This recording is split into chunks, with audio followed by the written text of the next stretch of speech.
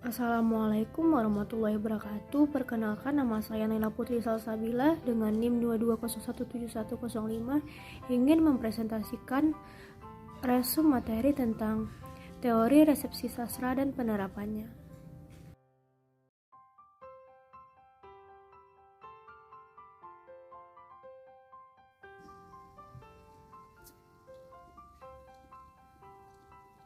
Yang pertama, pendekatan pragmatik sastra.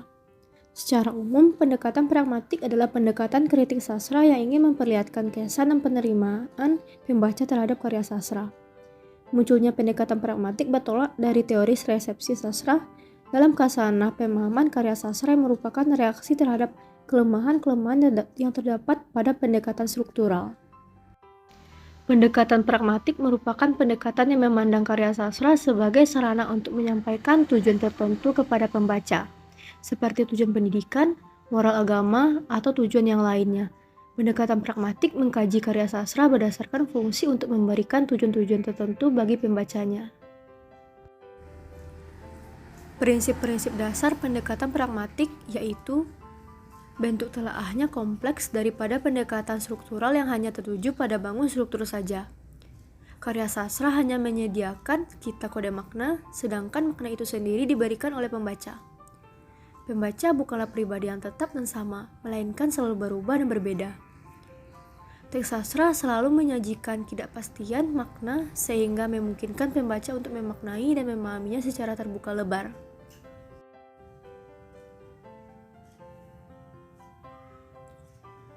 Karakteristik pendekatan pragmatik dalam menelaah karya sastra. Yang pertama, asumsi dasar pendekatan pragmatik bahwa karya sastra sesuatu yang bersifat artefak. Yang kedua, bentuk telaah kompleks. Yang ketiga, dalam menelaah, unsur yang menjadi objek telaah mencakup seluruh unsur, baik unsur fisik maupun unsur batin. Yang keempat, proses telaah dimulai dari resepsi personal pembaca keseluruhan bagian dan mencari hubungan struktur. Yang kelima, teknik telaah pragmatis dan dialektik, yaitu dengan melibatkan pengalaman pembaca, pengarang, di samping unsur intrinsik yang menjadi acuan telaah. Yang keenam, dasar pertimbangan dalam penentuan makna. Yang ketujuh, pangkal tolak telaah dari resepsi pembaca. Yang kedelapan, esensi karya sastra adalah makna setiap unsur. Yang kesembilan, unsur pengarang dan pembaca dipertimbangkan dalam menelaah sebagai bagian dari genetik untuk kesempurnaan makna.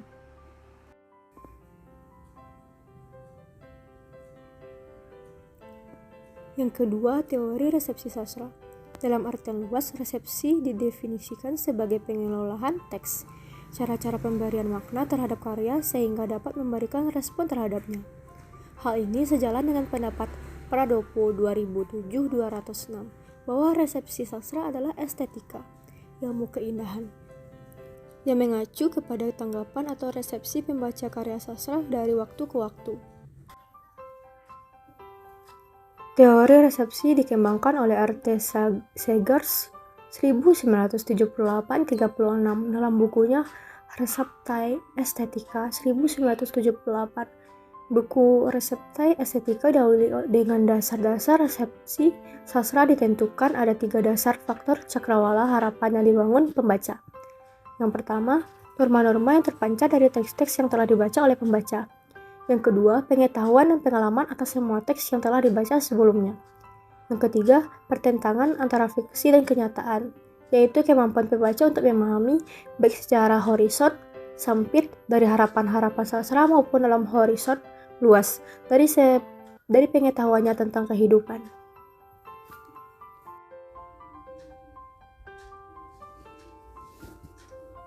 Yang ketiga, kajian pendekatan pragmatik dan teori resepsi sastra dalam mengkaji karya sastra.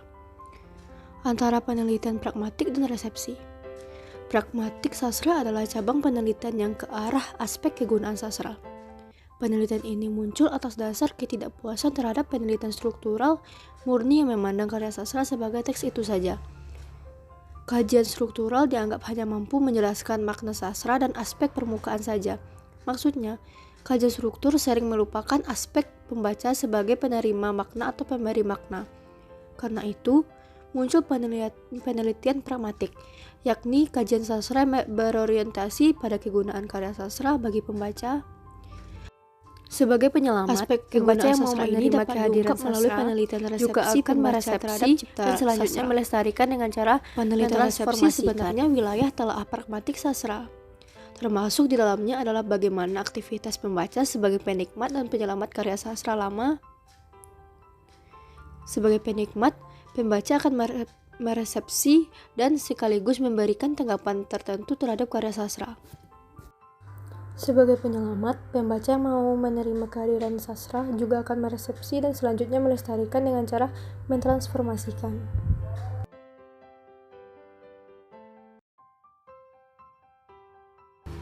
Baiklah, hanya itu yang dapat saya sampaikan tentang materi teori resepsi sastra dan penerapannya. Assalamualaikum warahmatullahi wabarakatuh.